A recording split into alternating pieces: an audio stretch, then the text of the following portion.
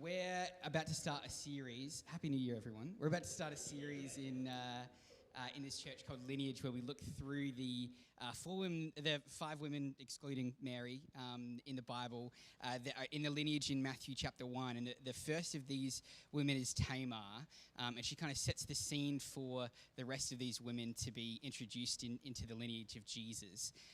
And the story of Tamar doesn't really seem to belong in the Bible. Kind of seems to belong to like an episode of Maury, rather than like in the Bible. You are the Father. I've kind of found this chapter really difficult to wrestle with and to speak on and go, God, where are you in this?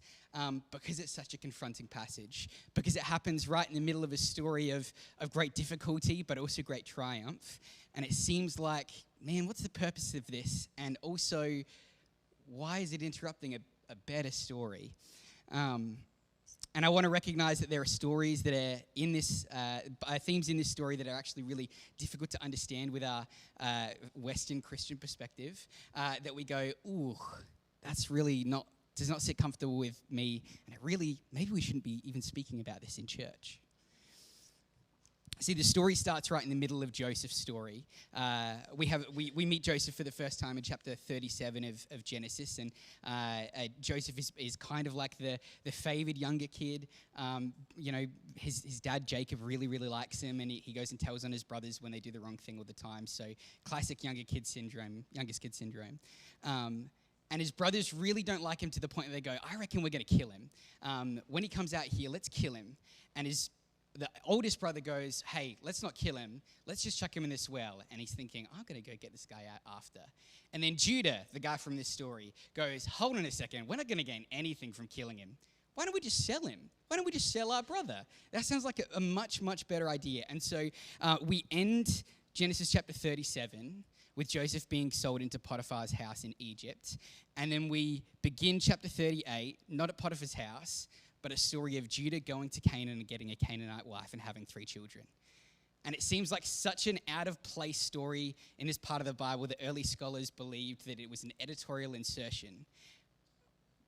But now scholars believe actually this was a really important part of the Bible, and it traces Jesus' lineage back all the way back to Tamar, but also it tells us something really important about the history of who Jesus is and who he's always been, and a story of radical change in the life of Judah through awful circumstances that he's kind of the main antagonist in.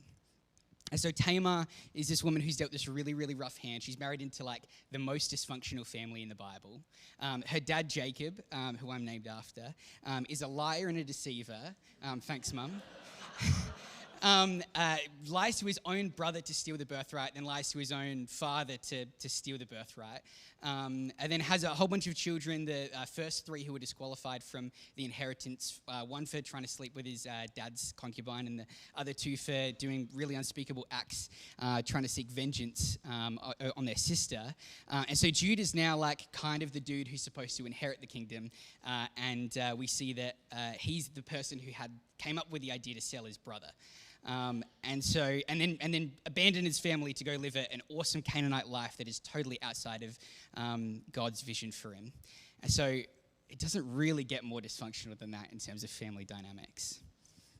And so Tamar enters into this family as a husband, or as a wife of his first son, and we don't really know a lot about because all the Bible really says is he was super sinful and God killed him.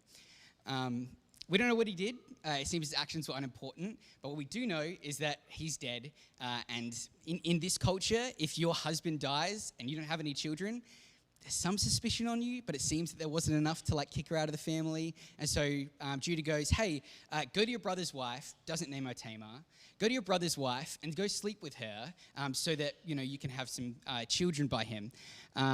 And Onan was responsible for this because of a law called the Levirate law. I'm going straight into this. The Levirate law, Levir means brother-in-law. And so it's this. It's actually an obligation at this point, and it's defined as a law later in Deuteronomy 25, verses 5 to 10, which I think we have on the screen. in very small text. I'm not going to read it out, but it's up there if you'd like to read it. But essentially it says the first child that Onan has by Tamar belongs to Er's family and not his. And so he's going to inherit Er's portion of the inheritance. Now, Onan, being the son of his father, goes, that's not going to do. I want to inherit half of my father's stuff. So every time I sleep with Tamar, I'm going to spill my seed on the ground because I don't want to be the father of a son that is not mine. And so God goes, hey, that's totally like outside of your responsibility. You're supposed to do this. It's the right thing to do. You're also going to die. And so at this point, Judah goes, two of my sons died when they got married to Tamar. So I think maybe it's Tamar's fault because I'm so spiritually blind to the sinful poverty of my own family that I cannot see the sin of my two sons and only recognize that it is Tamar, the only living member, who could be culpable. And so here's what I'm going to do. Tamar, you can totally get married to Sheila, but he's kind of too young. And so just wait until he's like a little bit older. Go live as a widow in your father's house, and that'll be okay. And secretly he goes, I'm absolutely not doing that. I'm absolutely not going to marry you to my son because I'm scared that you're going to kill him. I'm scared that he's going to die too because I'm going to blame you for that. And so I want to pause here because this is the kind of hand that Tamar is dealt, one that is full of shame and guilt that is not her own, a fully innocent young girl who has been abused, who has been mistreated and blamed for things that are so far outside of her control and her problem.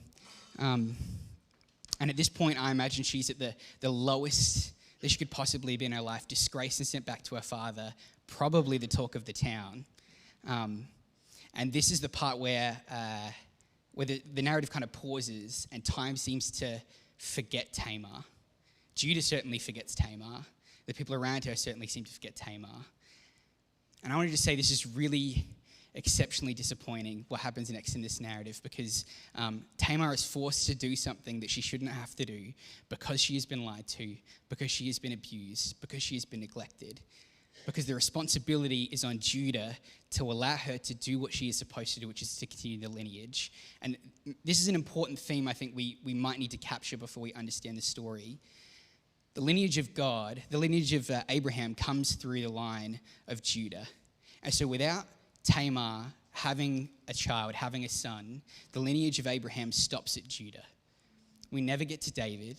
We never get to Moses. We never get to Jesus. And so this is really important because Judah is neglecting his responsibility as leader of his family, as the chief heir of his family, to do what he is supposed to do and raise up the name of Abraham, raise up the sons of Abraham to lead to the generation of the Messiah. And so what I believe happens here is it's awful, but God's hand's all over it. So Tamar faithfully goes back to her father's house as a widow who has no sons, no property, no rights, is totally abandoned from a family that she should totally be belonging to.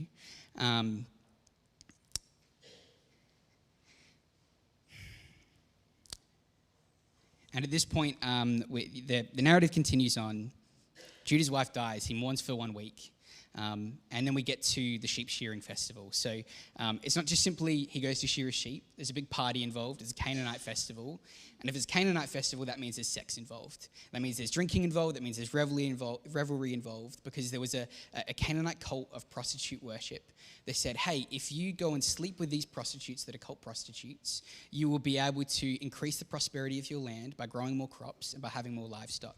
And the way that Judah acts in this case shows that it probably wasn't the first time that Judah did this. But it's probably the first time he did this because he was sad about his wife and sought comfort from another woman. And so she hears Judah's going down to town. Maybe this is 10 years past, maybe this is 5, we don't really know, but it's a long enough time past that she has had time to think, time to wait, and says, I'm not being passively acted upon anymore. I'm not a passive observer, a passenger in the things that happen in my life.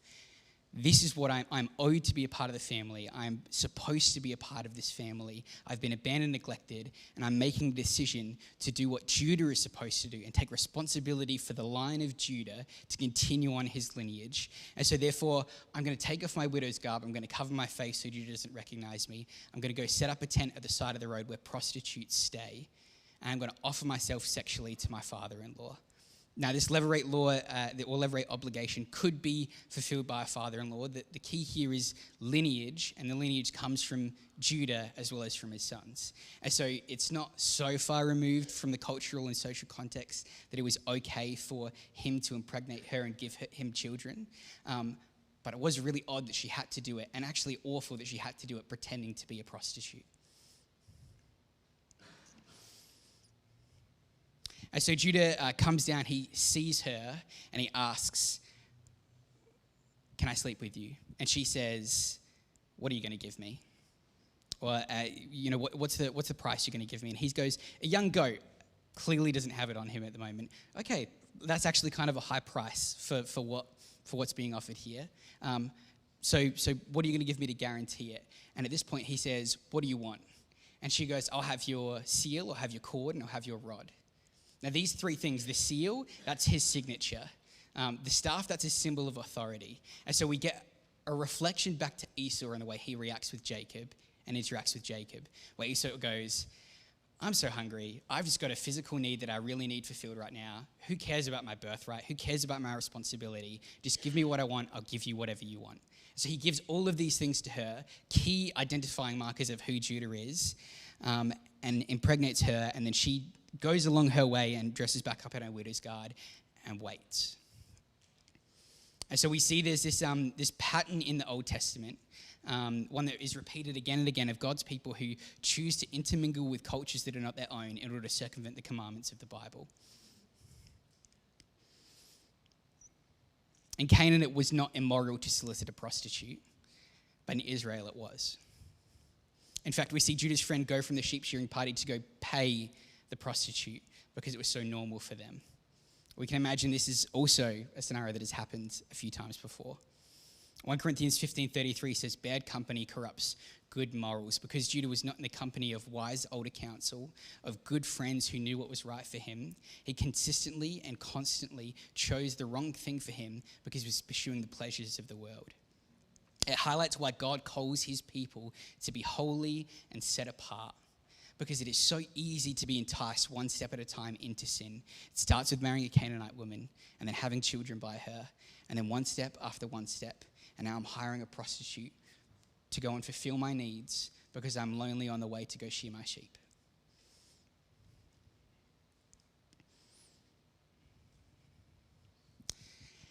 And so his friend goes in here at the beginning. His friend goes back to the road, looks for the prostitute, finds none there, asks some people around, "Hey, is there a shrine prostitute here?" They go, "There's been none here. Why are you asking?" Goes back and goes, "Hey, I brought that goat there. She wasn't there. Also, they said there wasn't a shrine prostitute. So just to clarify, definitely not my fault if you can't find her." And Judah, in his wisdom, goes, "Man, let's just not look for this anymore. Lest we, collectively, because I'm roping you into this as culpable of my sin as well, become the laughing stock." And it's not that he was ashamed of his prostitution, is he was ashamed that he paid such a high price for something that he deemed to be low value and was tricked by somebody, and it would reduce his reputation in the community if they found out. And so 3 months pass and Judah hears word of Tamar being pregnant. And there are two kind of readings of Judah's response here. One's of righteous indignation. She's promised to Sheila. She committed adultery. She's gone and played the harlot and slept around, perhaps because she maybe felt like she had to because money was a factor when you're a widow. But he doesn't care, and he goes, "Let's burn her." Now, the punishment for prostitution was stoning, and burning was a much higher consequence for this. And so it often happens that when we are guilty of deep sin, we are much harsher on the sin of other people. And so here we see Judah, one reading of Judah is, "I am very harsh on the sin of her because I am also deeply sinful." The other reading of this is that Judah is really excited about this because the problem's decided to resolve itself. If I can kill my daughter-in-law Tamar, I don't have to deal with her anymore. Sheila can go and marry somebody else. I don't have to worry about my lineage anymore. And it's all going to be good. It's all kind of worked out neatly, and I can put a little bow on it at the end. So she calls up Tamar to come and be burned and basically go through a trial where he is the judge, jury, and executioner. But Tamar brings receipts. Using the exact same words that Judah uses to tell Jacob that his son is dead, she boldly challenges the righteous front of Judah. The mask that he's pretending, the bold man, the righteous man, the honorable man that he's pretending to be, she challenges it directly to his face, not through angry indignation, not through frustration, not through an angry tweet, but through simply laying the truth out in front of him and saying, you decide what justice you're going to meet here.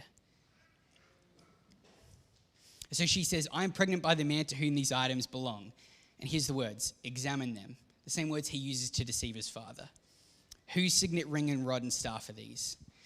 Judah can choose to continue in his deception and condemn her to death still, and it would still be okay by the community. She lied, and you're the truth teller, and that's up to you to decide what you want to do here.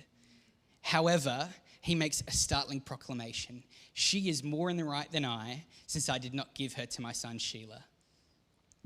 Judah states a statement that she is more on the right than he is not a statement that she did the right thing. I want to be really clear. There's no this other than his two sons dying. The Bible doesn't make a moral judgment on either of the two characters here.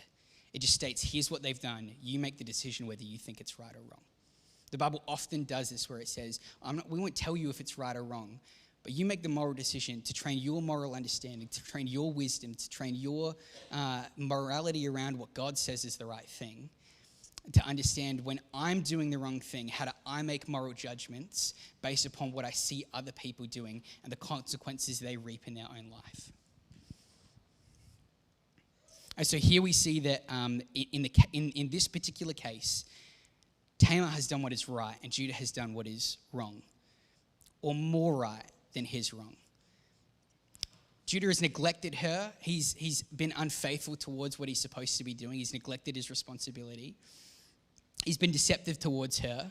And Tamar's intention was, I want to continue the lineage. I want to be part of this family that consistently rejects me. I want to be chosen and to be a part of the thing that God is doing in this place. And you continually refuse me. You continually deny me. So I'm coming to take what's mine.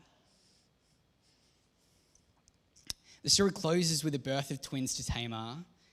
And Tamar through bold faithfulness to Judah. I want to be really clear. Faithfulness to someone who refused to be faithful to her again and again and again. Secures his lineage and continues the line of Judah through her son Perez all the way to Jesus. She makes way for all of the other women in the lineage of Jesus. She plays the part of the prostitute like Rahab. She's a widow like Ruth, and she's taken advantage of like Bathsheba. And the scandalous and unusual circumstances surrounding her pregnancy and marriage paved the way for the mother of Jesus, Mary, and her unusual circumstances around the birth of Jesus. She blunts any potential theological or argument that could happen against Mary because, hey, she's in the lineage of Jesus. Why can't Mary be? She's a Gentile who boldly accepts her role in the family of Judah, and she stays faithful even when she has every right to not be. And so in Jesus, we're not suddenly introduced to the outsider or the marginalized or ordinary as people that God chooses to use. We're not introduced, we're guided after story to these people who are being chosen before God would choose the Virgin Mary. People who are deeply flawed, people who are unfaithful and unrighteous, who are labeled as part of the lineage of Jesus. Judah's part of the lineage of Jesus. He doesn't really seem like a great guy, does he? Tamar's part of the lineage of Jesus. She seems like she's had a really hard life, and she continues to be faithful. And I guess I want to, something that I think is really interesting about Tamar is because of the Gentile heritage that starts Matthew 1, we get a justification for Jesus' commission in Matthew 28. Go and make disciples of all nations. By the way, 4 of my descendants were Gentiles. I have the blood of Gentiles in me, and therefore you are part of my community, and you've been part of my community since the beginning. And so through this story and many other stories in the Bible, we're introduced not to righteous men and women who perfectly obey God and follow God and his commandments, but through imperfect, unrighteous, unfaithful people who God continued to use. And we read in Genesis chapter 50, I'm going to paraphrase this, Joseph say, what you intended for evil, God meant for good. And so in this case, we see what Judah meant for evil, God meant for good. And so I want to propose that this is you and I, not righteous people doing righteous things to try and get a righteous outcome, not faithful people doing faithful things to get a faithful outcome, but unrighteous people and unfaithful people who are continually affected by the faithfulness and righteousness of God, because he is the one who is faithful. He is the one who is righteous, not us. And it's his faithfulness and his righteousness that he gives to us and imparts to us so that we can be made righteous, so that we can be made faithful, not now, but in the future. Because we live in this space of not yet, but already, don't we?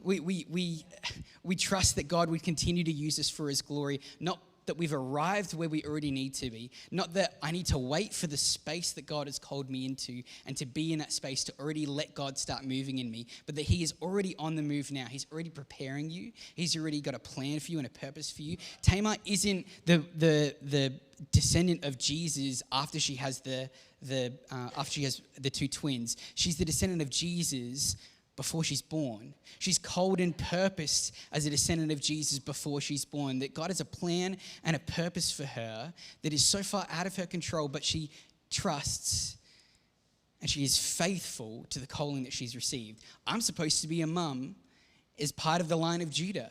And so I'm going to have faith and I'm going to step out in faith and I'm going to act in faith that this is what I'm supposed to do. I could be killed for this. I could be ridiculed for this. I could be shamed for this. And yet I'm going to continue to step out in faith and I'm going to do what I think is the right thing to do in this space to get the outcome that I've been promised at the beginning.